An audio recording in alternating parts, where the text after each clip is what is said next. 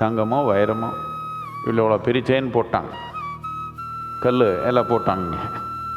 கல் போட்டுக்கிறதுல என்ன இருக்குது? எப்படியோ கடைசியில் ஒரு கல் போடுவாங்க நமக்கு.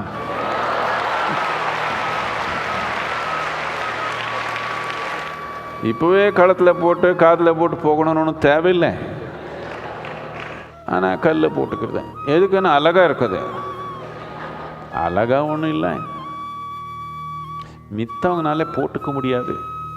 அதனால இப்போ நிறைய பேருக்கு கிடைக்காது, அதுதான் அவருக்கு சந்தோஷம். இது நோய் தானே, இது நோய் தான், இது சந்தோஷம் கிடையாது, இது வெற்றி கிடையாது, இது ஆனந்தம் கிடையாது. இந்த மாதிரி நோய் தான் உலகத்தில் பார்க்குறீங்க வெற்றின்னு. வெற்றின்னா எப்படி இருக்கணும்? நீங்கள் தனியாக இருந்தாலும் ஆனந்தமாக இருக்கணும்.